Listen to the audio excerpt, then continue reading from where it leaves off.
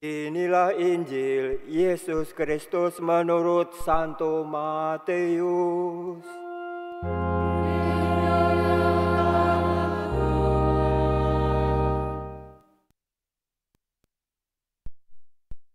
Bab 21 ayat 33 sampai 43. Sekali peristiwa, berkatalah Yesus kepada imam-imam kepala dan tua-tua bangsa Yahudi, "Dengarkanlah perumpamaan ini. Ada seorang tuan tanah membuka kebun anggur dan membuat pagar sekelilingnya.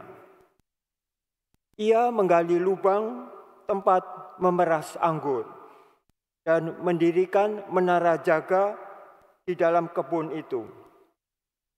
Kemudian ia menyewakan kebun itu kepada penggarap-penggarap, lalu berangkat ke negeri lain.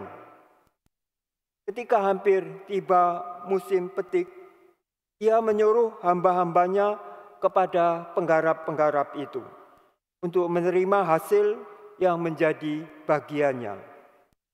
Tetapi para penggarap menangkap hamba-hamba itu, yang seorang mereka pukuli, yang lain mereka bunuh, dan yang lain lagi mereka lempari dengan batu. Kemudian tuan itu menyuruh pula hamba-hamba yang lain, lebih banyak daripada yang semula, tetapi mereka diperlakukan sama seperti kawan-kawan mereka.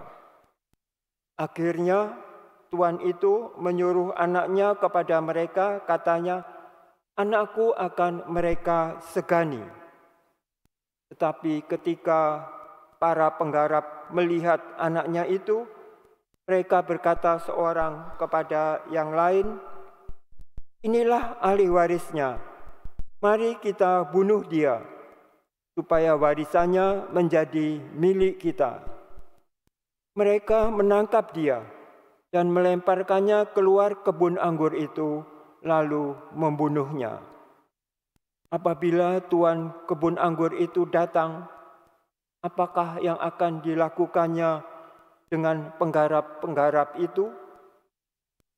Kata imam-imam kepala dan tua-tua bangsa Yahudi kepada Yesus, "Ia akan membinasakan orang-orang jahat itu, dan kebun anggur itu akan ia sewakan kepada penggarap-penggarap lain,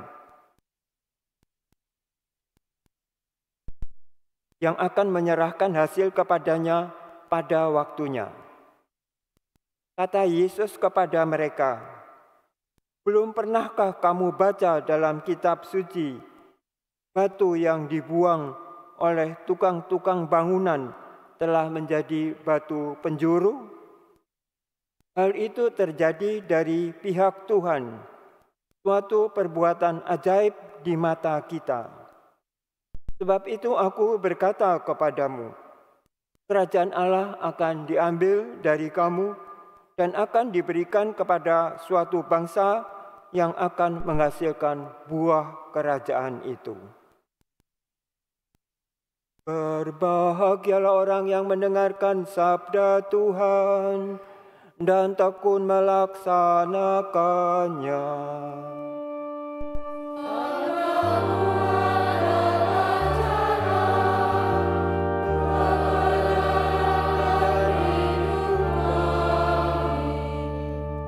Semoga oleh sabda Tuhan diteguhkanlah iman kita. Amin.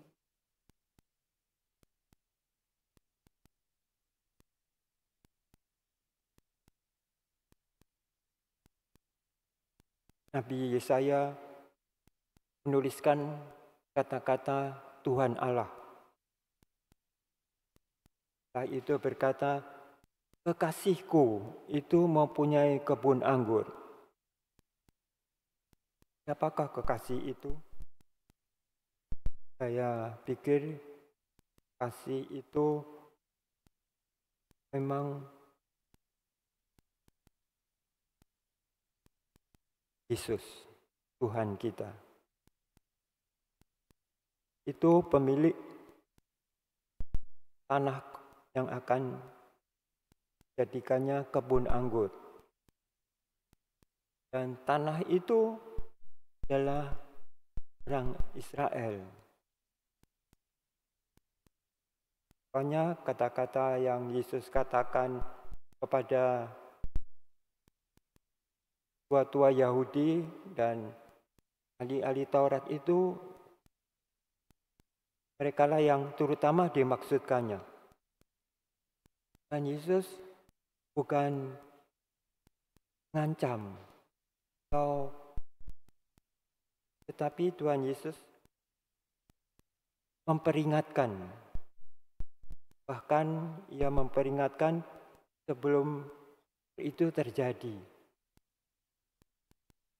Karena perumpamaan Yesus itu tentang kebun anggur, tentang tuan pemilik tanah itu yang mendirikan kebun anggur, sudah mendirikannya bangunan, menggali lubang untuk tempat memeras anggur, penggiling gandum, penggiling anggur. Kebun anggur itu seringkali dalam kitab suci itu merupakan umat Allah. Terus bukan memperingatkan orang-orang ahli-ahli Taurat dan tua-tua Yahudi itu, tapi juga kita semua. Semua yang merasa pemilik atau yang seperti dikatakan Yesus, penggarap-penggarap. Beri perintah untuk menggarap, sewakan kepada penggarap-penggarap. Tetapi penggarap-penggarap itu ternyata memukuli hambanya. Ketika waktu masa petik anggur dan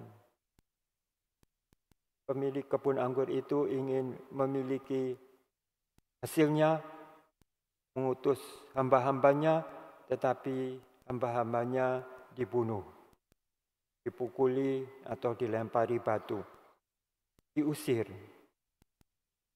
Datangkan lebih banyak lagi hamba-hamba, tetapi mereka diperlakukan yang sama. Dan dia menyuruh anaknya untuk datang karena beranggapan bahwa anaknya itu akan disegani. Tapi ternyata tidak. Malahan para penggarap itu mengatakan, dia ahli waris, mari kita ambil warisannya. Dan dibunuhnya di luar kebun anggur. Kebun anggur. Dan Tuhan Yesus itu menanyakan kepada tua-tua Yahudi itu, apa yang harus diperbuat oleh pemilik kebun anggur itu? Mereka pun menjawab, dia akan bunuh. Kebun anggur itu akan diberikan kepada penggarap-penggarap yang lain. Penggarap Israel ternyata telah berbuat curang, ingin mengambil warisan itu. Dan seperti Nabi Yesaya mengatakan, kasihku pemilik anggur itu melihat dan berkata, bibit anggur yang aku tanam bibit yang baik, tetapi menghasilkan buah yang asam. Kenapa?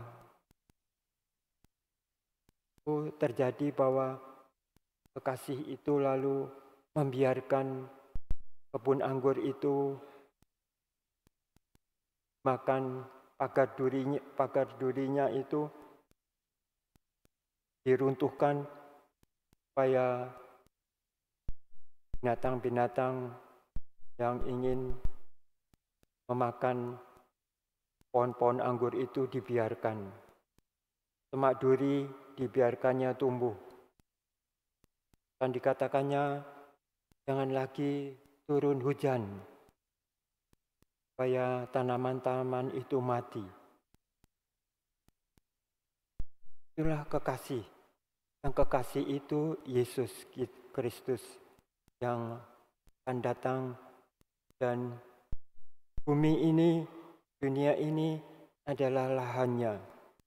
Kita semua sekarang menjadi ditunjuk sebagai penggarap-penggarap yang baru. Karena itu kita mesti waspadai Tuhan yang sedemikian baik sampai Dia memperingatkan kita. Terus-menerus peringatan itu datang. Orang-orang Yahudi, tua-tua Yahudi itu dan ahli-ahli Taurat itu sudah diperingatkan. Dan malahan sepertinya Yesus meramalkan anak pemilik tanah anggur itu akan dibunuh supaya mendapatkan warisannya. Dan akan terjadi. Dan memang kemudian terjadi bahwa justru yang mereka kehendaki adalah Yesus yang ditangkap dan mereka salibkan itu. Kita bersyukur bahwa itu dunia ini mendapatkan peringatan itu. Kita tidak pernah hilang dari rasa khawatir, kecemasan dan ketakutan.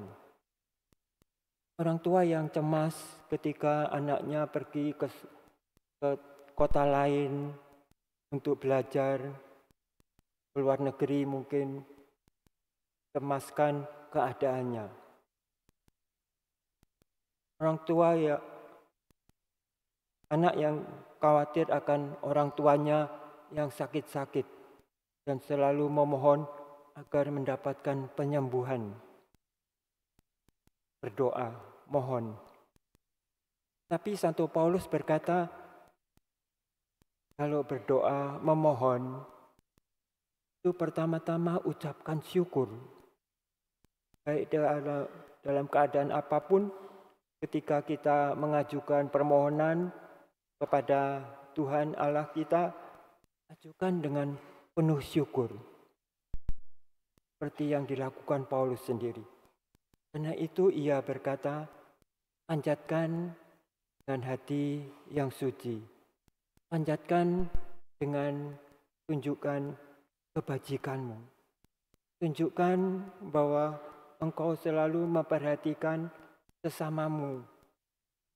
Bertingkah lakulah dengan kebajikan, dengan penuh hikmat kepada sesamamu, dan tunjukkan bahwa hidupmu ini penuh dengan syukur. Syukur. Berdoa apapun hendaknya pertama-tama itu bersyukur. Karena kita diberi oleh Tuhan ini segala yang kita miliki itu. Segala rezeki yang kita dapat, segala yang dapat kita cintai di dunia ini. Karena itu Yesus berkata kepada kita supaya kita pun pertama-tama itu bersyukur kepada Allah karena diberi sahabat-sahabat. Siapapun adalah sahabatmu. Karena itu bertindaklah dengan sabar, dengan murah hati, selalu mengampuni, selalu ingin menghibur sesama yang berduka, membangkitkan mereka yang letih lesu, orang yang kehilangan segala-galanya, hendaklah diberi bantuan. Itu yang diminta oleh Paulus kepada kita. Hingga doa permohonan kita itu, mau tidak mau, Tuhan itu memperhatikan. Karena Dia tahu umatnya itu menjadi ladang yang subur. Yang subur. Mari kita lalu menyadari bahwa kita ini adalah penggarap-penggarap. Tuhan meminta tenaga kita untuk ikut membangun dunia ini. Sekarang ini kalau kita baca di koran-koran itu selalu terjadi persaingan, kebencian, bahkan kekerasan di mana-mana. Nah, itu melupakan bahwa kita ini sudah diperingatkan dengan iklim yang memanas ini. Di suatu berita itu dikatakan bahwa pemanasan itu kota-kota di Indonesia ini banyak yang pekan ini akan sungguh-sungguh panas. Jadi El Nino, tetapi di pihak lain ada banjir. Cuaca sudah tidak menentu. Itu suatu peringatan juga kepada kita supaya kita memelihara alam ini. Dan itu memerintahkan kita sebagai pemilik, penggarap, supaya kita membersihkan kebun anggur Tuhan itu. Membersihkan.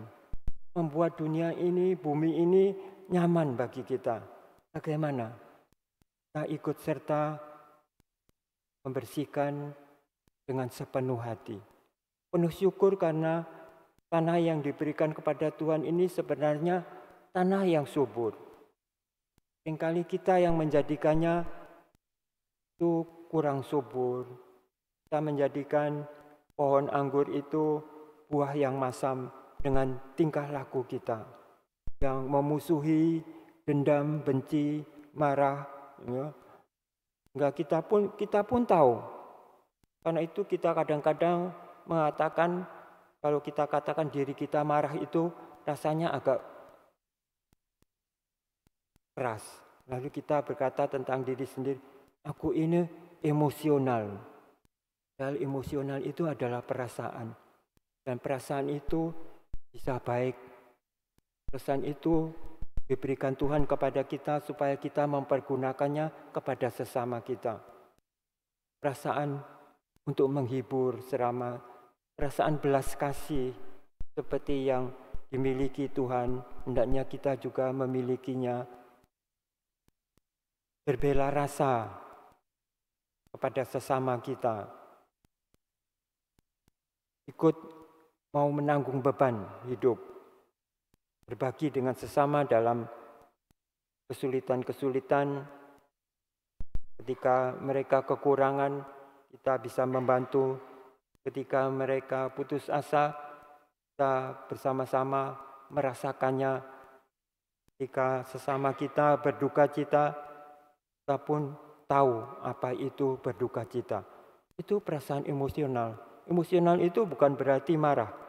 Marah itu boleh pada tempatnya dan tidak dikuasai oleh kemarahan. Kemarahan yang memuncak itu membuat kita merasa ingin membalas. Kebencian lalu timbul. Karena itu kita hendaknya berjaga-jaga diri. Lebih-lebih di masa ini, karena cuaca mungkin semakin panas, itu mempengaruhi diri kita. Adalah kita lalu tahu bagaimana kita berbuat bijak, penuh hikmat. Itu yang diharapkan Paulus kepada kita. Supaya kita pertama-tama melihat sesama. Tuhan itu ingin agar kita itu bersahabat dengan sesama kita. Sahabat yang sejati. Seperti Tuhan Yesus sendiri adalah sahabat yang menyerahkan nyawa untuk sahabat-sahabatnya. Belas kasih Allah ditunjukkan oleh Yesus Kristus.